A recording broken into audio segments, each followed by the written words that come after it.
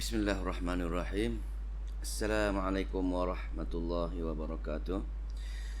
Alhamdulillah nahmaduhu wa nasta'inuhu wa nastaghfiruh wa na'udzu billahi min syururi anfusina wa min sayyiati a'malina.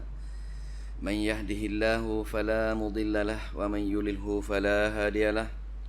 Asyhadu an la ilaha illallah wahdahu la syarikalah wa asyhadu anna Muhammadan abduhu wa rasuluh. Rabbi shrah li sadri wa yassir li amri wahlul 'uqdatam min lisani yafqahu qawli, amma ba'd. Alhamdulillah, kita meneruskan pengajian kita. Malam ni sambungan surah Al-Bayyinah. Muka surat 598, surah yang ke-98. Baru ni kita sampai ayat yang ke-5. InsyaAllah malam ni kita sambung 3 ayat. Ayat 6, 7 dan 8 insyaAllah. Jadi kita baca, semoga Allah memberi kefahaman kepada kita tentang maksud sebenar oleh Allah Subhanahu Wa Taala, seperti mana dalam surah Al-Bayyinah insyaAllah.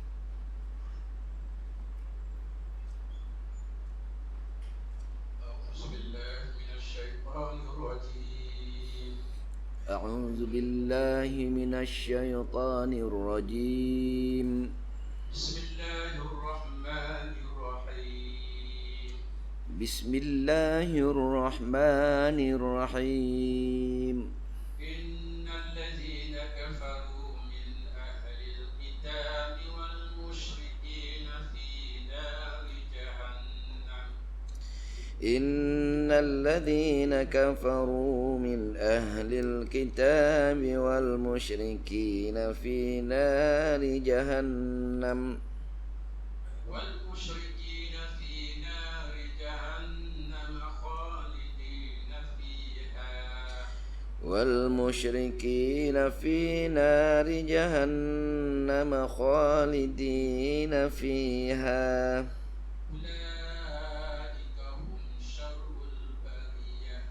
أولئك هم شر البرية.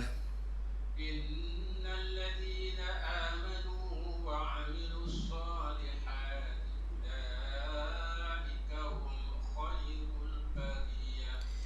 إن الذين آمنوا وعملوا الصالحات أولئك هم خير البرية.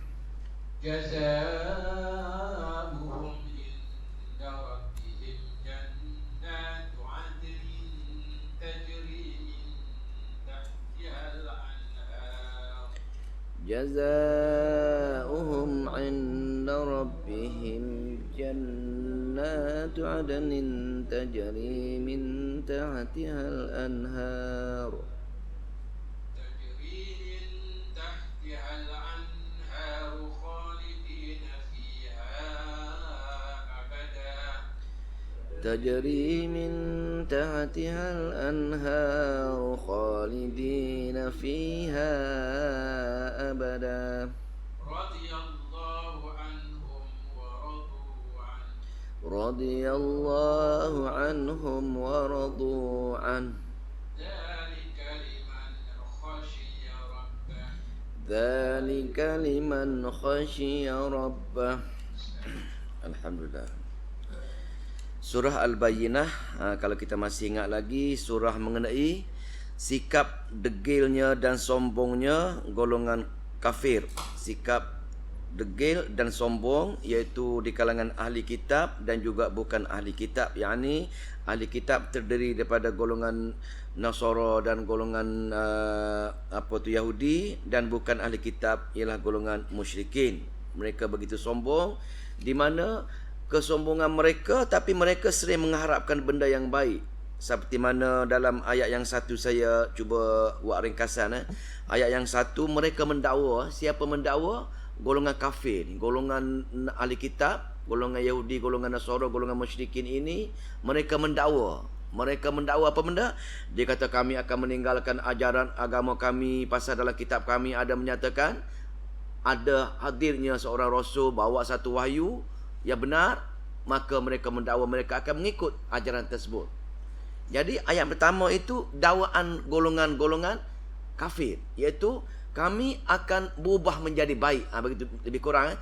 Kami akan meninggalkan ajaran kami untuk mengikuti ajaran yang lebih baik seperti mana dalam kitab kami, iaitu ajaran yang dibawa oleh seorang nabi akhir zaman dengan dibawa wahyunya, dan kami ikut ketika itu ajaran tersebut. Itu janji dia, dakwah dia. Dalam masa yang sama, Allah penuhi tuntutan mereka. Allah turunkan Al-Quran, di mana Allah lantik Nabi kita untuk menyampaikan Al-Quran. Maka Allah kata, dalil dan bukti yang mereka sedang tunggu telah sampai. Telah sampai, yakni bayinah tersebut telah sampai. Maka Allah pun utuskan Rasul, Nabi kita, dan utuskan kitab wahyu. Rasulun minallahi. Maka Rasul itu daripada Allah. Yatlu, tugas dia, suhufan mutahharah, baca ayat-ayat Al-Quran, dan dengan baca ayat Al-Quran akan mensucikan hati-hati golongan yang engkar ataupun kafir tadi. Dan Al-Quran juga rupanya, kalau berdasarkan Rasul tadi, Al-Quran tadi, iaitu fiha kutubun qayyimah, itulah merupakan jalan yang mulia, jalan yang lurus. Allah penuhi tuntutan mereka. Bila Allah penuhi tuntutan mereka, apa jadi? Maka dakwaan mereka tadi, mereka akan mengubah amalan mereka kepada amalan yang baru. Maka ketika itu telah berubah sama sekali. Allah nukilkan ayat yang seterusnya, iaitu wa ma tafarraqal ladzina utul kitaba illa min ba'di ma ja'atuhumul bayyinah. Maka mereka dengan sebab turunnya wahyu tersebut, maka mereka bertelingkah. Separuh yang nak hidayah ikut, separuh lain tidak ikut. Sebagian besar tidak ikut. Kenapa? Allah nukilkan puncanya ialah ada perasaan dengki dan sombong. Mula-mula dia niat nak dah belajar, nak beramal dengan ajaran yang benar. Bila Allah bagi hidayah untuk benda-benda tersebut, mereka ubah kembali, ada perasaan sombong dan dengki dalam hati mereka. Walaupun Allah ceritakan sebenarnya seperti mana kitab-kitab mereka, iaitu orang Nasara dalam kitab Injil dia, orang Yahudi dalam kitab Taurat dia. Maka begitu juga dengan golongan musyrikin yang mendakwa golongan Hanif daripada Nabi Allah Ibrahim. Mereka mengikuti juga, tetapi dalam masa yang sama sebenarnya mereka tak nak ikut pasal ada kedengkian dan kesombongan tadi.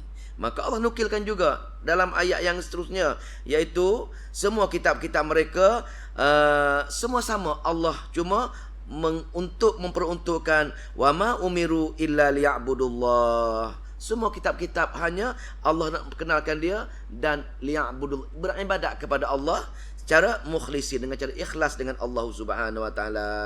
Maka ajaran tersebut yang sama juga dengan kitab-kitab mereka mementingkan dua ajaran dia. Yang pertama, jaga hubungan dengan Allah dalam bentuk wa yuqimus shalah, dan yang kedua, jaga hubungan dengan manusia-manusia yang lain dalam bentuk wa yutuz zakah. Itu maka itulah merupakan wadzalika dinul qayyimah, itu merupakan agama yang lurus. Sama, tetapi mereka tetap degil. Inilah sikap. Kenapa? Ada perasaan sombong dan dengki di hati golongan-golongan kafir tadi. Jadi bila mereka niat nak ikut, Allah penuhi tuntutan mereka, maka mereka berpecah balik. Allah ceritakan balik benar sama sekali dengan apa yang kita mereka, maka Allah buat ancaman. Jadi malam ni kita nak baca malam ni ancaman-ancaman Allah di atas kesombongan mereka, di atas dengkinya golongan tadi dengan Nabi akhir zaman, dengan kitab akhir, iaitu kitab Al-Quran. Ini kita nak baca malam ni. Maka Allah dipanggil ayat zajrun, ayat teguran. Zajrun kalau ditujukan kepada orang kafir, maka teguran keras. Teguran keras kalau dia buat juga, Allah akan ancam dengan tempat yang paling-paling mengerikan, yakni neraka Jahannam. Maka kita baca ayat ni lah. Kita baca bagaimana ayat zajrun ataupun ayat ugutan. A'udzubillahi minasyaitonirrajim. Innal ladzina kafaru. Bismillah. Innal ladzina kafaru. Inna ni sesungguhnya, kalau kita jumpa dalam ayat Al-Quran, jumpa ayat inna. Inna ini Allah nak ceritakan, jangan ragu lagi, pasal banyak yang ragu. Bila banyak yang ragu, Allah letakkan inna, sesungguhnya. Sebagai contoh, kalau saya bukan orang sini lah, orang luar daripada sini, datang mengajar di sini, contohnya, saya pun ceritalah, dekat luar tadi, masa saya lalu, ada aksiden di jalan raya. Tuan-tuan tak kenal saya, tak yakin dengan saya, maka tuan-tuan ragu, betul ke tak betul cerita ustaz ni ada aksiden di depan tadi? Aku mari tadi tak jumpa dengan dia. Maka saya pun ucapkan, sesungguhnya betul ada aksiden. Itu maksud inna. Inna ini Allah nak menguatkan hujah bahawasanya betul-betul berlaku macam itu. Maka itu ayat inna dalam Al-Quran tu, maka sesungguhnya. Pasal apa? Ada orang ragu. Tapi kalau kita tak selalu bertadabbur Al-Quran, kita baca inna sesungguhnya, tak ada pemberi kesan. Tapi kalau kita betul-betul berulang kali, inna ini nak ceritanya, Allah betul-betul nak ceritakan, jangan ragu lagi, betul-betul benda ini berlaku. Jadi innal lazina kafaru, sesungguhnya orang kafir. Kafir ini jangan kita jangka orang Hindu, orang Buddha, orang Yahudi, orang Nasara. Kafir inilah orang yang tolak kebenaran Al-Quran dengan sombong. Satarul haqqa, ini ada kata tafsir Nasafi. Dia menolak kebenaran Al-Quran kerana dia rasa sombong. Dia rasa dah pandai. Dia rasa yang mengajar tak pandai. Itu dia rasa sombong. Maka itu kafir. Jadi kita kena terjemahkan, sesungguhnya orang yang menolak kebenaran kerana kesombongan ini, siapa dia? Min ahlil kitabi, dari ahli kitab. Kenapa dia kata ahli kitab? Dia miliki kitab. Berapa banyak kitab dalam agama kita? Kitab banyak sekali. Cuma kitab yang ada kita jumpa dalam Al-Quran dia cuma 3 kitab saja. Kitab Zabur, kitab Taurat, kitab Injil dan kitab Al-Quran. Ini sahaja yang diulang-ulang dalam Al-Quran, 4 kitab. Sebenarnya banyak kitab-kitab lain, tapi Allah kata tak perlu dia bagi tahu kita dalam kitab dia. Maka memadai dengan 4 kitab yang ada. Tetapi kitab Zabur Allah tak ceritakan dengan detail sekarang kaum yang melopori kitab Zabur, tapi pasal kaum dia tak ada dah tenggelam. Yang ada cuma kitab Injil, kitab Taurat dan Al-Quran. Maka Allah ulang-ulang benda yang masih ada lagi golongan yang mengamalkan kitab tersebut. Sebab tu dalam Al-Quran jumpa ya Bani Israel, yang orang yang ahli kitab kitab Injil, kitab Taurat dan juga kitab Al-Quran. Jadi sini golongan kafir yang pertama min ahlil kitab, dari ahli kitab. Yakni yang ada lagi penganut dia kitab wahyu lah maksudnya, kitab Allah, iaitu golongan Yahudi dan golongan Nasara. Pertama, wal musyrikina, dan golongan-golongan musyrikin, yakni golongan musyrikin. Siapa golongan musyrikin? Asalnya golongan musyrikin ialah golongan Arab Quraisy.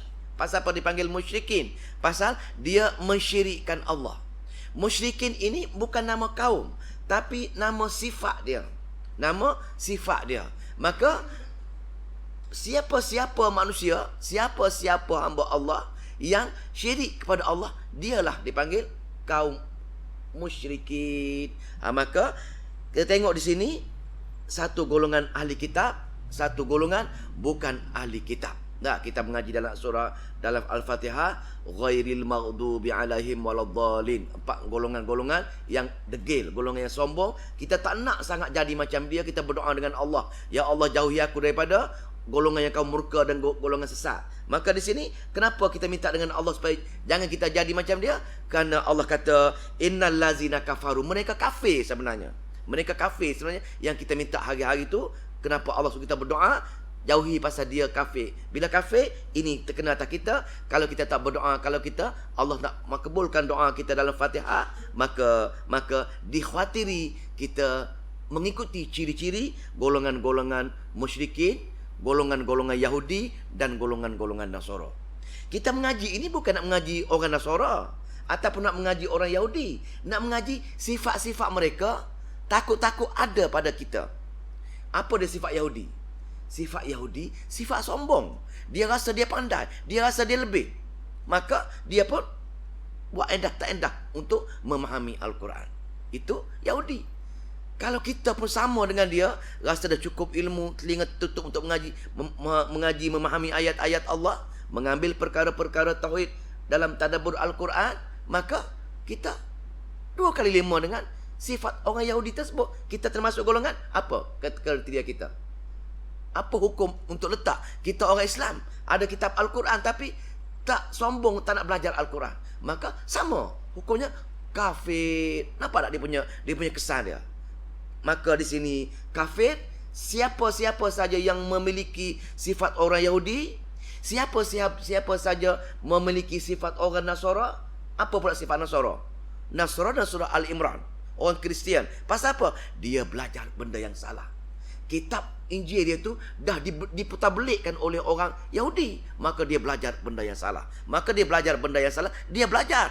Tapi tak betul apa yang dia belajar. Ini orang Nasara. Kalau kita pun tak nak mengaji Quran, mengaji perkara-perkara lain, mengaji kitab-kitab lain, atau mengaji Quran dengan guru yang salah, maka apa hukum dia?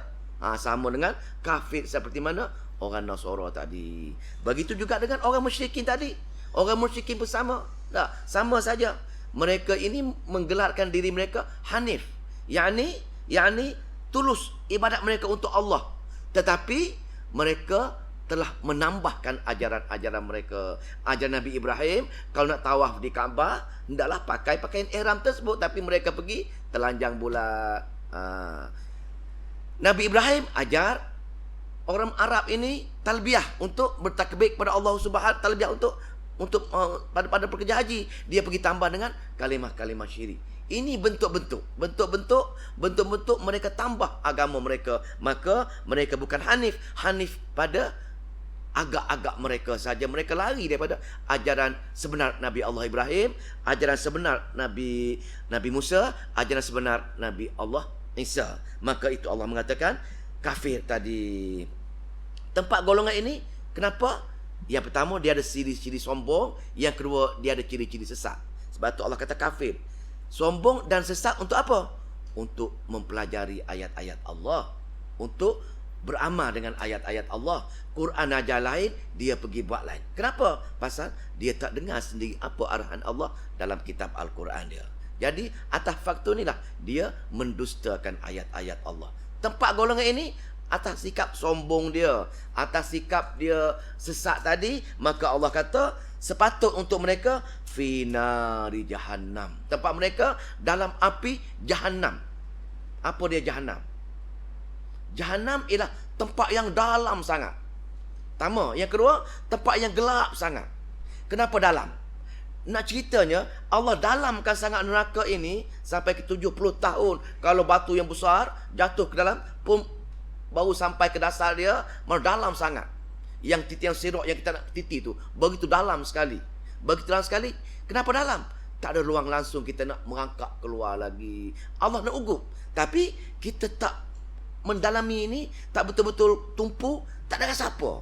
Dengan dalam takut itu, tak ada rasa apa. Yang kedua, Jahannam yang kedua, gelap gulita.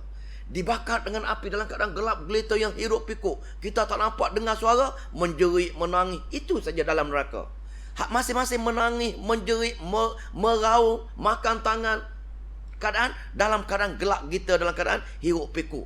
Ini Allah nak ceritanya, Jahannam ini tu 2 ciri-ciri dia. Yang dalam sangat, yang gelap gulita sangat. Maka itulah Jahannam. Maka di sini diletakkan mereka yang kafir tadi. Mereka yang tidak menggunakan akal dia untuk mempelajari ayat-ayat Allah. Lantas akidah mereka lari, amalan mereka lari. Pasal mereka tak faham ayat-ayat Allah, mereka tak beramal ayat Allah, mereka tak mengikuti ayat-ayat Allah, lantaran kesombongan dan kejahilan tadi.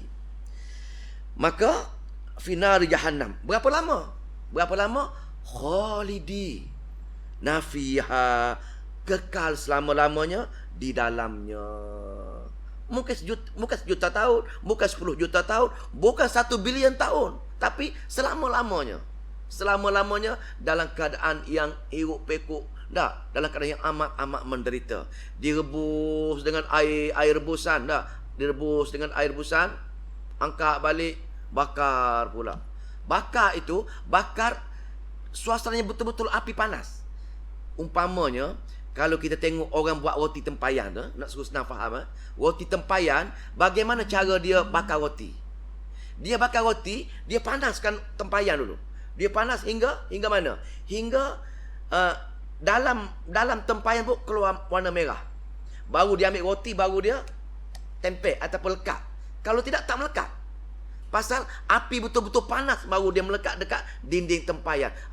Nak bayangkan begitulah neraka ini dipanas dengan sepanas beribu-ribu tahun, dipanas, api bertukar daripada api merah, api putih dan api hitam, nak bakar dipanas untuk membakar kita. Maka lepas rebus, hancur lebur hidup balik, hancur lebur hidup balik dah. Pasal dalam neraka ini orang golongan yang tidak mati dan tidak hidup. Pasal apa? Dia kata hidup tak hidup, pasal dia tak boleh buat apa dah, tak ada ikhtiar nak berlindung. Cukup kena seksa selama-lamanya. Maka itulah tempat mereka khalidina fiha. Nampak amat ancaman Allah. Dengar ayat yang macam ini, kita berdoa dengan Allah, wahai Allah, takutnya aku dengan ngerinya azab ancamanmu dengan api neraka. Wahai Allah, aku berlindung untuk aku dan ahli keluargaku daripada api neraka jahanam. Maka atas itu kita berikhtiar lah. Berikhtiar menjadikan hubungan antara, kita belajar baru ni, hubungan antara manusia dengan manusia, bagaimana cara kawan kita, saudara kita menjadi baik. Kita menjadi baik, mereka juga menjadi baik. Seperti mana kerja Nabi yang selama-lamanya kerja Nabi ialah menukarkan orang daripada tidak baik kepada baik. Itu tugas Nabi. Maka itu sebenarnya yang sepatutnya ada pada kita. Barulah kita menunaikan hak di antara hamba dengan hamba. Kesian. Kita kena ada rasa kesian dengan kawan kita tak? Kesian dengan kawan kita sebenarnya. Kalau tidak orang-orang kafir begini, atas dunia mungkin kita marah lah, tapi kalau kita hayati sebenarnya amat kesian dia bila dia dihukum dengan neraka jahanam. Ulaika mereka itu, ulaika mereka tadi, siapa dia? Syarrul bariyah. Syarrul bariyah ni apa dia? Syarru. Lagi dengar ayat syar. Ayat dalam Al-Quran. Syar maknanya ayat biasa kita jumpa ni. Qul a'udzu birabbil falaq min syarri ma khalaq min syarril waswas. Ayat syar tu kita berlindung daripada keburukan. Sebab tu surah Al-Falaq ini, surah kita berdoa, baca surah Al-Falaq untuk kita berlindung dengan Allah daripada kejahatan-kejahatan, keburukan yang Allah buat. Kita minta berlindung. Dia khawatiri takut menjadi golongan syarru ni. Pasal syarru ini makhluk Allah buat keburukan tu. Allah buat keburukan, kalau kita kena berlindung dengan keburukan sebut takut keburukan itu ada pada kita. Takut apa? Pasal golongan-golongan yang Allah letak dalam neraka jahanam kekal selama-lamanya ialah golongan syarrul bariyah, golongan yang paling buruk. Jadi persoalan timbul,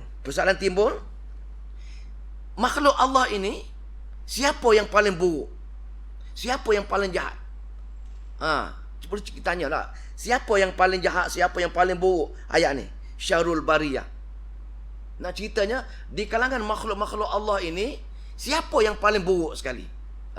Tuan-tuan ni nak pergi bagi kerja sikit, tuan tengok surah Al-Anfal. Masa panjang kita tadabbur sikit. Tengok dalil bukti siapa golongan syar, golongan yang paling buruk ini. Surah Al-Anfal muka surat 179. 179.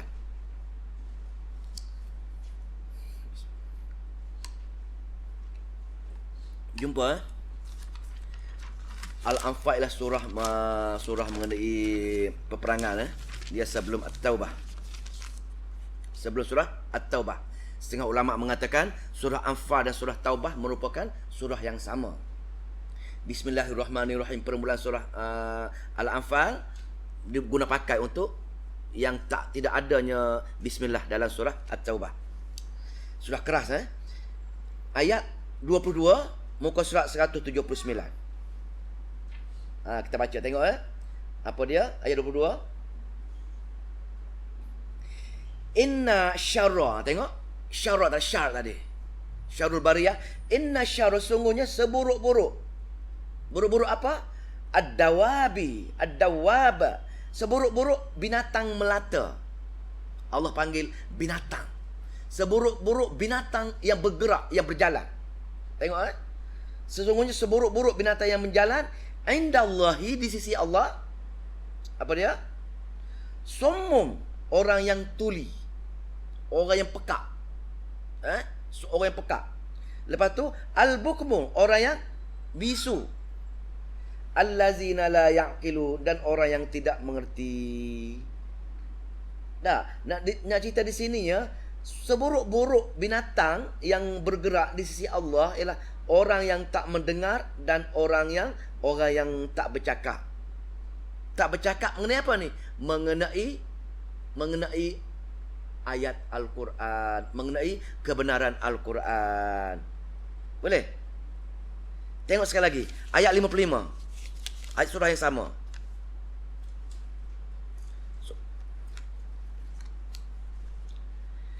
Ayat 55 surah yang sama. Nak ceritakan syarat tadi. Muka surat 184. Inna syarrad dawab, sungguhnya seburuk-buruk makhluk yang bergerak. Tadi digelar binatang yang bergerak, ini makhluk yang bergerak. Sungguhnya seburuk-buruk makhluk yang bergerak indallahi, di sisi Allah, allazina kafaru, ala orang-orang yang kafir, fahum la yu'minun, dan mereka tidak beriman. Kita gabung dua hujah, dua bayinah, dua dalil ini. Nak ceritanya paling buruk makhluk ciptaan Allah atas dunia ini ialah mereka yang ada akal, tak menggunakan akal dia untuk kitab Allah. Ada akal tetapi tidak menggunakan untuk memahami Al-Quran. Sebab tu dia tadi dia kata mereka tidak mendengar, pekak, orang pekak. Binatang pekak, dia tak faham. Orang yang tak belajar Al-Quran, orang baca Al-Quran, dia tak nak terima. Kalau baca Al-Quran, dia tak nak pakai. Maka Allah declare dia ni orang yang pekak. Maknanya dia tidak menggunakan akal dia untuk memahami dan mengikuti Al-Quran.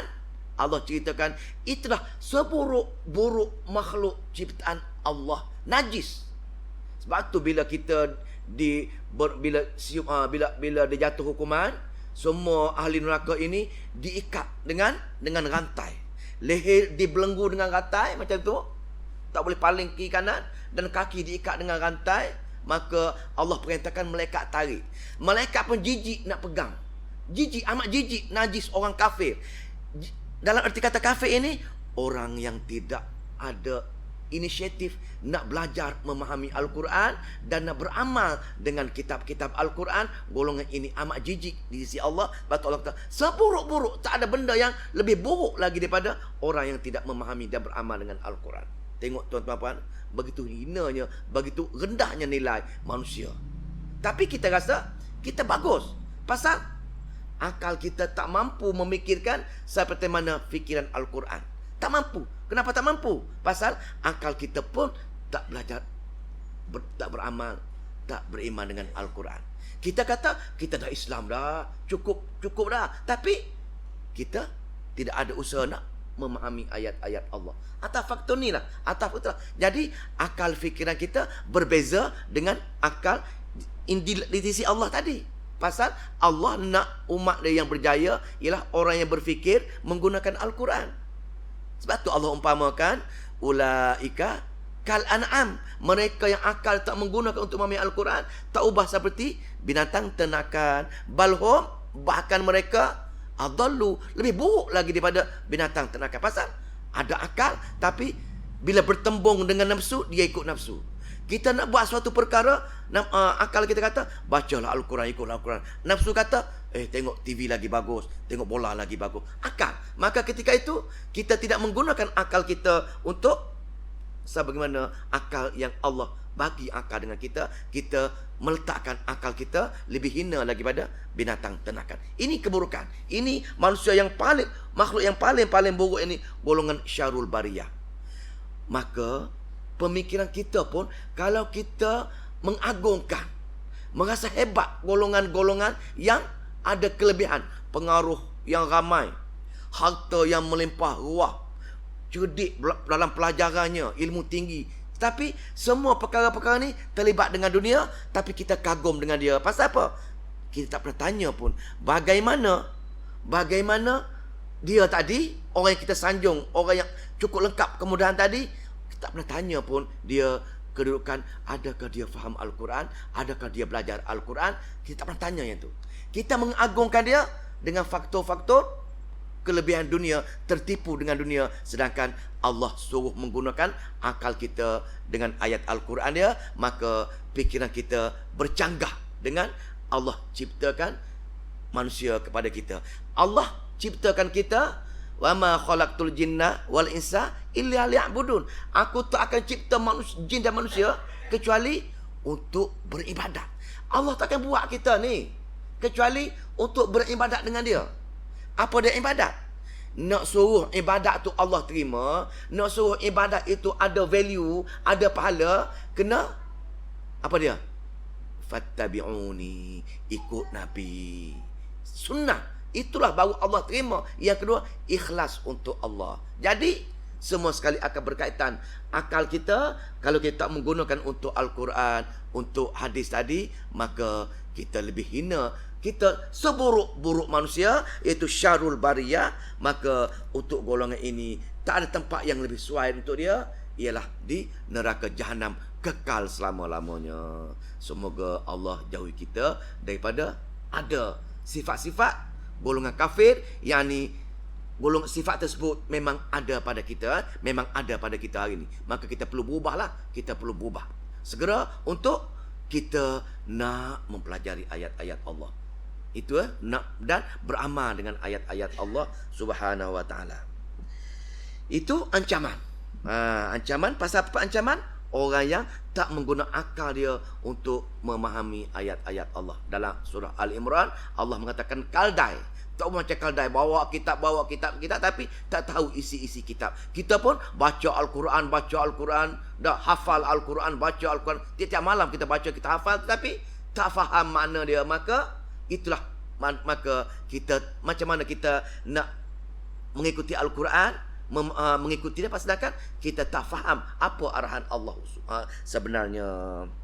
Tak layak tempat dia, neraka Jahannam tadi. Habis untuk ugutan ancaman dia ataupun takhwif ukhrawi, ayat-ayat teguran untuk akhirat, teguran dan takhwif ukhrawi, ancaman akhirat. Itu syarul bariyah. Yang kedua, apa lawan syarul bariyah? Syarul bariyah ini lawan dia khairul bariyah. Ada juga orang kita buat nama syarul, sedap nama syarul bariyah. Kena tukarlah. Kalau siapa-siapa ada dengan anak dia ke keluarga dia nama syarul bariyah, kena tukar. Tukar nama khairul bariyah. Pasal syarul ni makhluk-makhluk yang paling buruk, tak ada perbandingan. Seburuk-buruk khinzir pun lebih buruk dia lagi. Lebih buruk lagi makhluk manusia yang tak nak beramal dengan ayat-ayat Allah ni. Itu umpama dia. Itu umpama. Lepas tu dia ahli kitab ni, Allah orang yang munafik, Allah tak neraka di bawah. Kenapa Allah marah sangat ni? Pasal kita dah ada peluang, dah ada kitab tapi tak nak guna kitab. Ini Allah marah sangat. Dah ada peluang, dah diberi Al-Quran, dah beri dah. Kenapa tak nak belajar memahami lagi? Ini ke sebab Allah letak neraka Jahannam dia. Maka golongan yang kedua, golongan yang baik pula. Ini Allah pujilah golongan-golongan yang tadi bila Allah turunkan Al-Quran, berpecah dua golongan. Golongan kecil nak belajar Al-Quran, nak beramal dengan Al-Quran. Golongan besar tak nak belajar Al-Quran, tak nak beramal dengan Al-Quran. Kalau dia belajar pun, dia belajar benda-benda lain yang tidak menyebabkan mereka faham Al-Quran. Maka itu sebahagian besar umat, sebagian besar manusia. Jadi nak cerita ini sebagian kecil manusia. Sebagian kecil manusia, apa dia? Innal ladzina amanu. Sesungguhnya, ada lagi sesungguhnya ni. Ada lagi pasal ada juga orang ragu-ragu. Maka Allah tekankan sangat dengan ayat inna.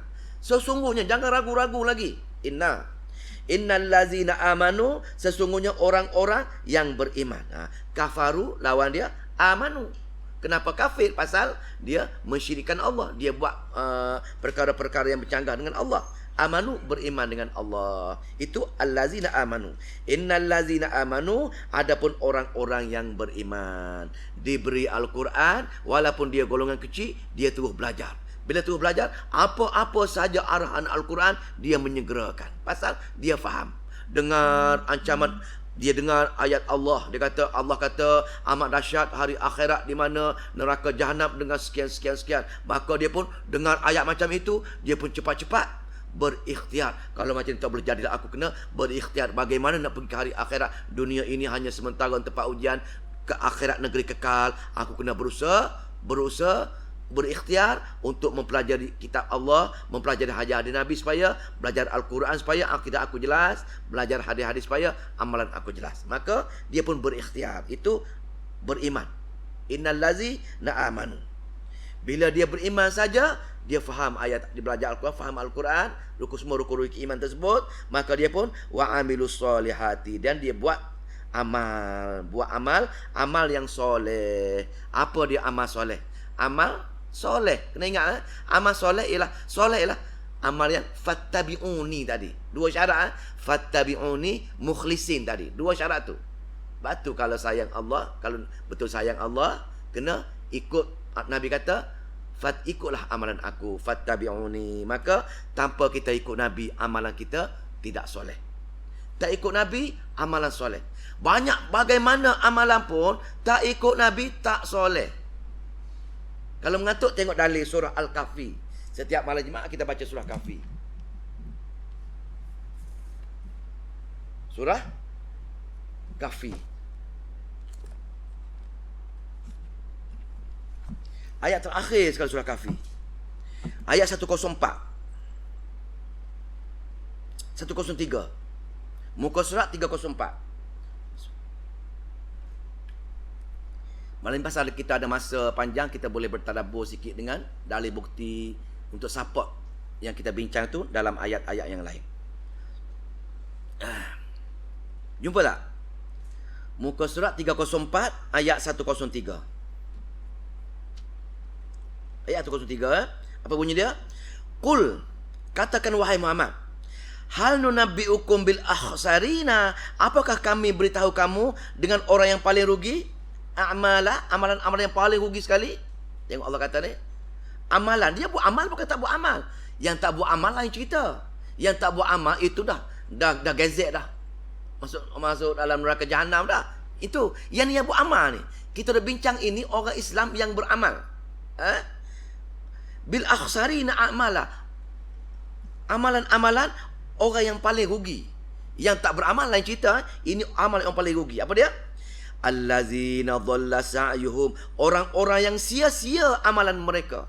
Orang yang sia-sia amalan mereka. Buat amalan banyak, bangun solat tak berhenti, puasa tak berhenti. Tapi ulaika allazi apa man tadi? Allazina dhalla sa'yuhum fil hayati dunia, dalam kehidupan dunia dia beramal betul-betul. Wahum yahsibuna, dan mereka menyangka annahum yuhsinuna sun'a, dia mereka amalan-amalan mereka baik. Dia jangka saja amalan yang dia buat amal baik sangat tu Allah terima. Dia jangka. Pasal apa dia jangka? Dia jangka kerana dia beramal tanpa mengikut dalil dan bukti daripada Al-Quran dan daripada Nabi. Sebab itu, amalan yang kita buat, kita kena belajar betul-betul. Adakah sahih, adakah soreh setiap amalan. Barulah Allah bagi poin amalan dia. Kalau tidak, sia-sia amalan kita. Lekuk dahi-dahi, hitam dahi-dahi solatnya. Tapi, dia mensyirikkan Allah. Allah tak terima segala amalan-amalan mereka. Kenapa? Kenapa dia tak tahu dia syirik? Pasal dosa-dosa lain. Dosa Al-Quran. Dalam Al-Quran, bila Allah nak ceritakan pasal neraka jahanam, neraka kekal selama-lamanya, Allah tak akan buat ayat yang sebelum tu berzina, mencuri, merompak, bunuh orang. Tak ada. Tuan-tuan cek lah 114 surah bab neraka kekal selama-lamanya, tak ada kesalahan bunuh orang, zina, merompak. Tak ada. Yang ada ialah syirik kepada Allah Subhanahu Wa Taala.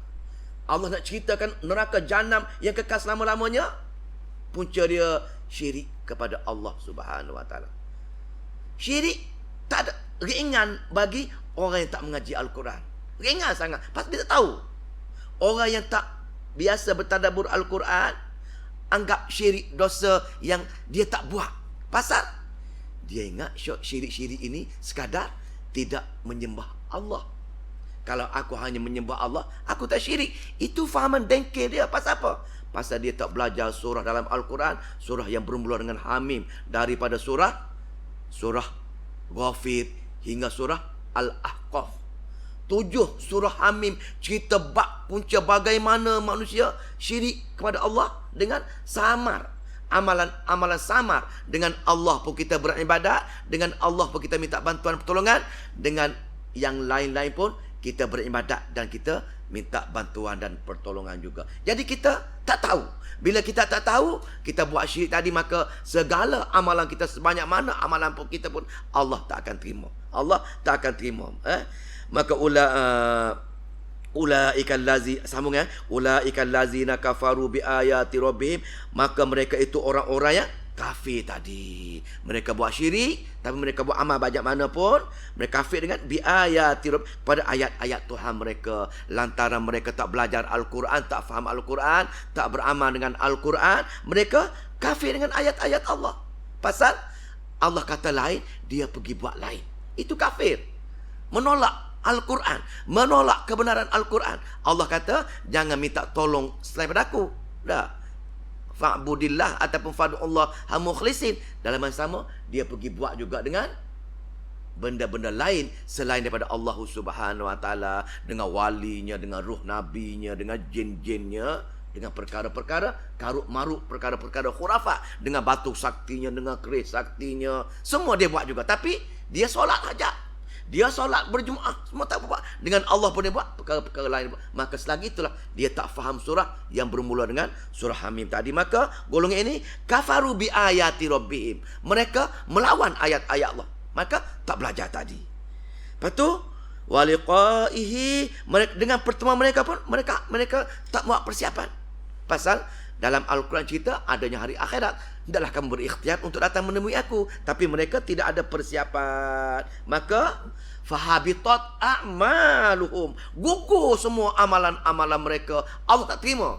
Amalan bergunung-gunung, amalan sebesar gunung satu dunia pun Allah kata gugur segala-gala amalan kamu. Bila kamu syirik pada aku, sekali kamu mati tidak bertaubat. Ini tuan-tuan, puan-puan, amat malang, amat menderita golongan yang kononnya rasa hebat, rasa kuat, tetapi dia jahil Al-Quran. Dia tak ada masa nak mengaji Al-Quran, tetapi mengaji perkara-perkara lain. Dia berebut untuk belajar perkara-perkara lain selain daripada mempelajari Al-Quran. Maka disebabkan dia tak belajar Al-Quran, ataupun dia belajar, dia tak nak terima juga, dia sombong, dia rasa dia hebat, maka dia buat perkara-perkara yang bercanggah dengan arahan Allah tadi, yakni tentang perkara-perkara mengenai tauhid. Maka fahabitat a'maluhum, maka gugur segala amalan-amalan mereka. Fala nuqimu lahum yaumal qiyamati, maka kami tegakkan bagi mereka hari-hari kiamat yang kami hilangkan timbangan-timbangan mereka. Itulah tuan-tuan, puan-puan yang dimuliakan Allah. Betapa ruginya, betapa menyesalnya kita bila kita pergi menemui Allah, tengok-tengok amalan kita tak ada. Jadi bila sampai saat akhirat, kematian kita, bila nak mati je kita mohon dengan, wahai Allah, kembalilah aku ke dunia barang sesaat. Wahai Allah, menjerit-jerit, wahai Allah, tolonglah kembali sekejap kami ke dunia. Minta merayu. Tetapi alam selepas kematian kita dah darul jaza, hanya tempat hukuman. Nak berubah, nak menangis, nak buat apa pun masa atas dunia, pasal kita belum pindah alam lagi. Jadi selepas alam dunia, bila kita sampai ke alam akhirat, menangis air mata darah pun bagaimanapun tak akan berubah keputusan Allah. Sana keputusan untuk menghukumkan saja. Maka sebelum pergi ke sana, nanti kita, alhamdulillah, kita berpeluang lagi untuk mengubah hati kita, mengubah ilmu kita, mengubah usaha kita untuk berusaha belajar ayat-ayat Allah. Dah belajar, bukan belajar saja, bukan faham saja. Kalau faham tak ikut pun tak boleh. Faham dan ikut ayat-ayat Allah Subhanahu Wa Taala. Maka itu amal soleh, amal ulaikahum, mereka itulah Mereka itulah siapa dia? Khairul bariyah. Mereka itu sebaik-baik. Lawan syarul bariyah, khairul bariyah. Sebaik-baik tempat, sebaik-baik makhluk. Orang yang menggunakan akal dia untuk memahami ayat Allah tadi. Bila dia memahami ayat Allah, dia tidak mensyirikkan Allah. Dan juga amalan-amalan benar. Seperti mana amalan-amalan yang ditunjukkan oleh Nabi besar kita, Nabi Muhammad SAW. Jadi Allah pun dalam ayat yang terakhir pada malam ini, sebagai anugerah, sebagai bukan balas, pasal ini anugerah di ayat ini, jazaa'uhum, balasan mereka, bukan balasan, pasal tak layak Allah balas kita ke syurga dia. Pasal apa? Pasal syurga ini tak terhingga nilai dia, tak cukup Allah nak balas. Pasal balasan sepatutnya nikmat yang Allah beri kita sehari-harian, dengan udaranya, dengan langitnya, dengan rupa parah yang cantiknya, dengan sempurnanya, dengan tak ada penyakitnya, dengan ada keluarganya, ini pun tak cukup nak balas kebaikan Allah, nak balas jasa Allah kepada kita. Tak cukup. Bila kita Allah tahan sikit, tak boleh kencing 3 jam saja, kita menggelupur seksanya kita. Belum lagi 3 hari. Cuba kita tak boleh tidur 3 hari, 4 hari. Tak boleh tidur. Itu kita tak nampak itu daripada Allah. Kita nampak penyakit biasa. Ini PL manusia. Kita tak tahu semua penyakit ialah ciptaan Allah. Penyakit merupakan ciptaan Allah. Tapi kita rasa dia bermula daripada perkara-perkara lain. Maka kita pun bila tengok penyakit tak boleh tidur 3 hari 3 malam, mulalah kita mencari bomoh-bomoh untuk buang penyakit perbuatan orang tersebut. Sedangkan Allah yang buat kita tak boleh tidur, tak pernah kita berdoa dengan Allah. Tak pernah macam itu. Kita lebih suka cari asbab-asbab yang kita nampak saja. Maka atas faktor itulah kita ditekankan sangat zikir pagi, zikir petang, supaya kita betul-betul bergantung kepada Allah Subhanahu Wa Taala dari pada segala setiap aspek A hingga Z aspek kehidupan kita. Kita bergantung dengan Allah Subhanahu Wa Taala. Setiap saat, setiap pergerakan kedip mata kita itu, kita bergantung sangat dengan Allah Subhanahu Wa Taala. Ya Hayyu Ya Qayyum bi rahmatika astaghith, aslih li sya'ni kullahu wa la takilni ila nafsi tarfata ain.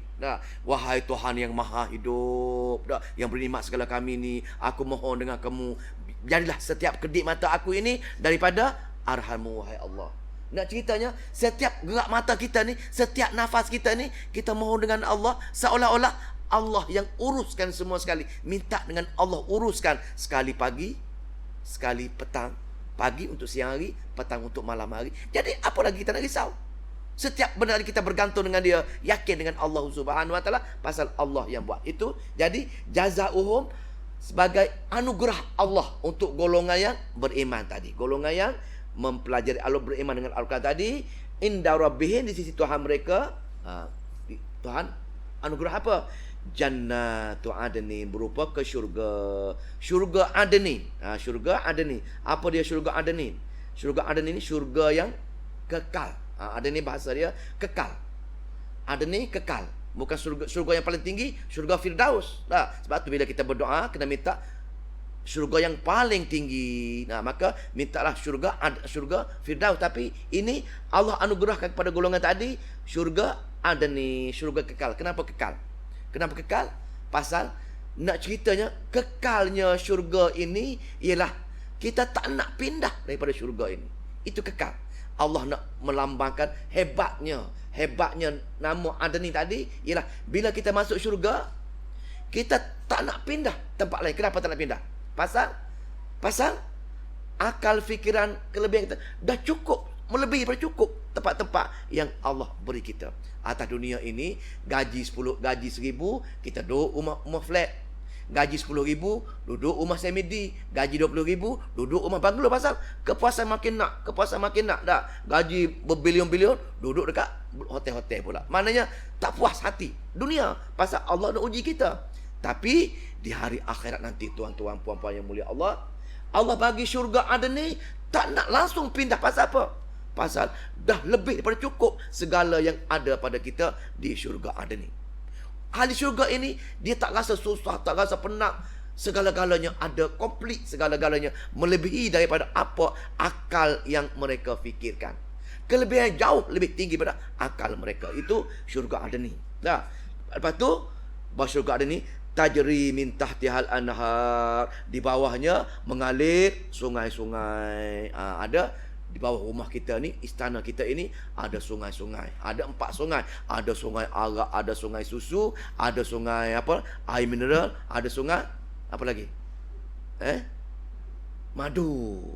Pilih nak minum sungai mana.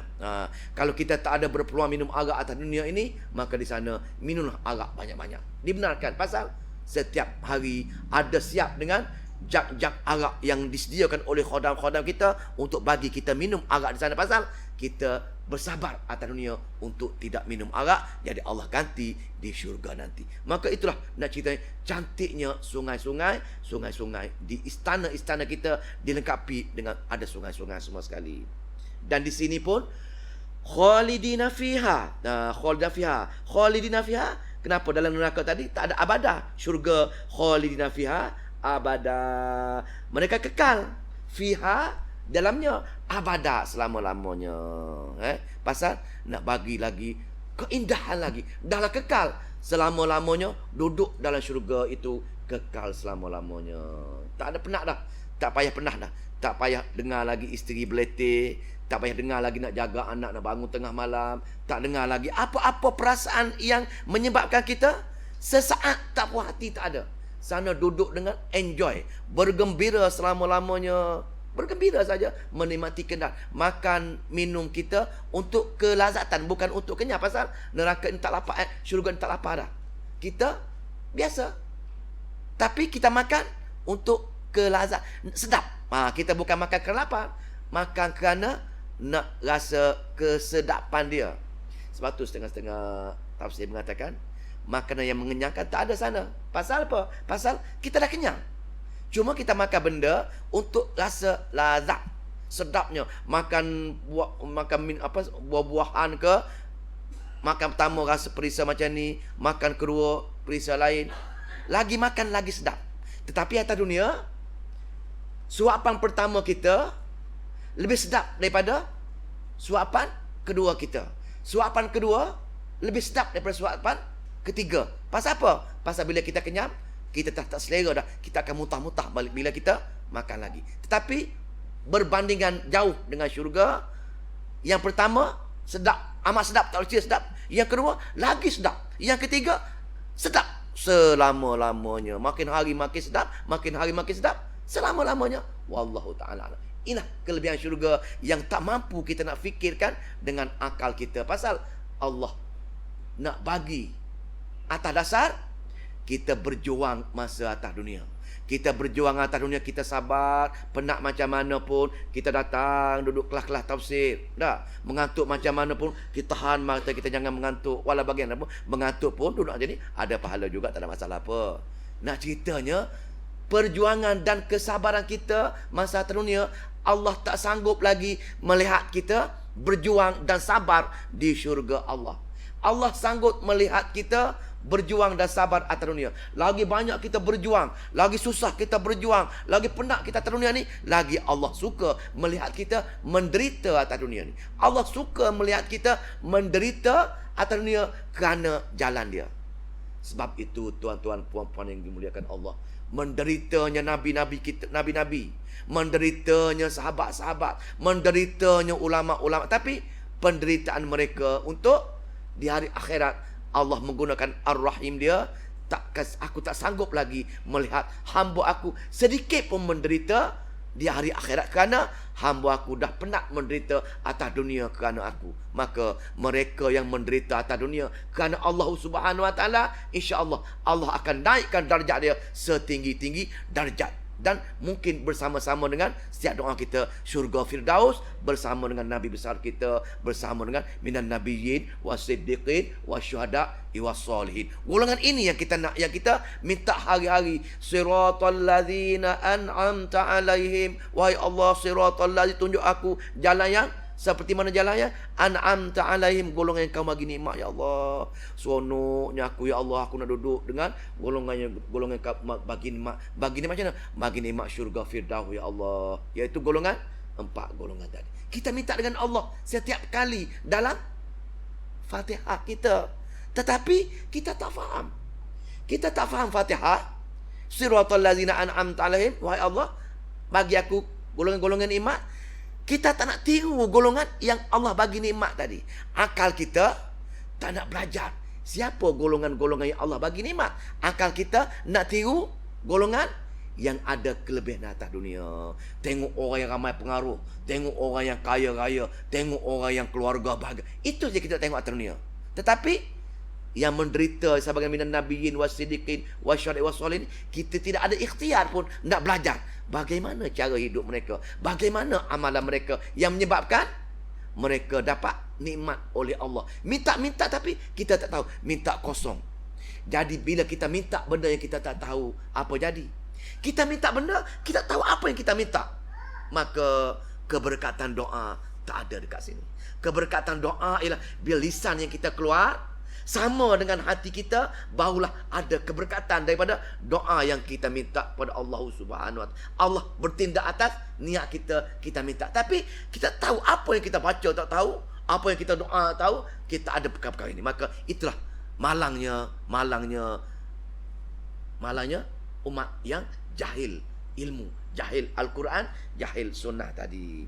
Maka golongan ini kekal selama-lamanya. Bukan setakat tadi, ini duduk syurga, duduk istana yang bagus, duduk mewah segala-gala tadi, itu pun Allah datang lagi. Allah datang jumpa dengan penghuni-penghuni syurga. Wahai penghuni syurga, apa lagi yang kamu nak?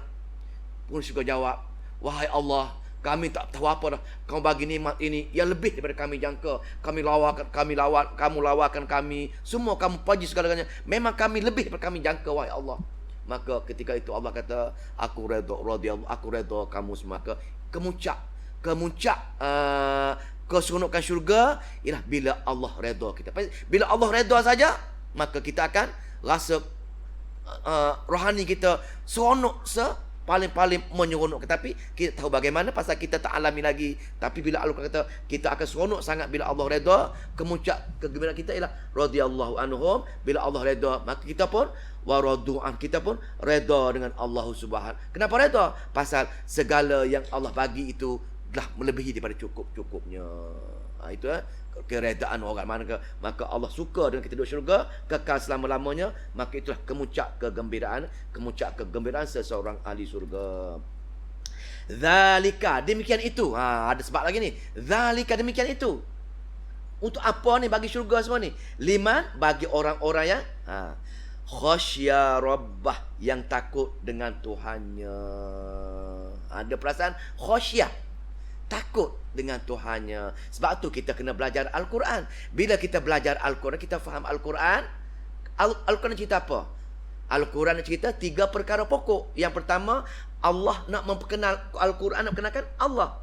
Allah nak memperkenalkan siapa dia. Dia kuat, dia hebat, dia segala-galanya, dia ada kudrat. Bila dia ada kudrat, dia kuat, maka kita timbul rasa takut. Bukan setakat takut dan bergantung harap dengan dia. Pasal di samping Allah kuat, Allah juga ada sifat rahmat. Dan rahmat Allah melebihi kemurkaan dia. Maka rahmat Allah melebihi kemurkaan dia. Maka di atas dasar ini, bila kita takut, bila kita kenal dia, takut dengan dia, bila takut dengan dia, kita pun bergantung harap dengan dia. Jadi perasaan takut, perasaan bergantung harap tak akan ada pada diri seseorang hamba selagi dia tak beramal, selagi dia tak faham Al-Quran. Tak faham, tak boleh. Pasal bila tak akan datang, Allah tak akan buka hidayah. Pasal Allah akan bagi hidayah bila seseorang tu nak kembali kepada Allah.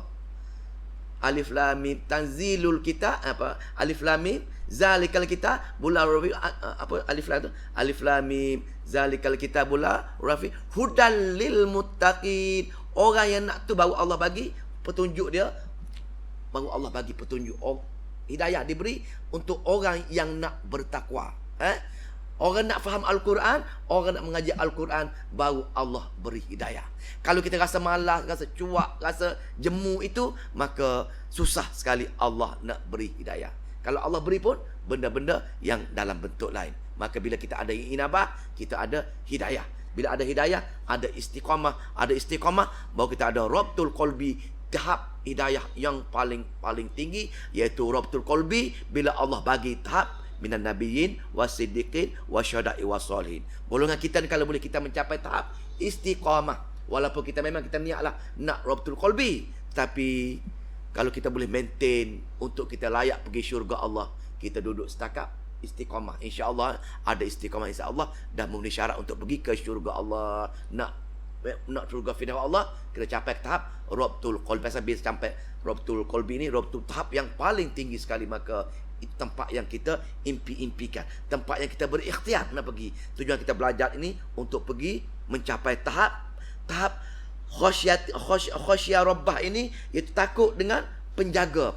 Kenapa Allah letakkan rabbah, Rabb penjaga? Kenapa tak buat khasyiyah Allah?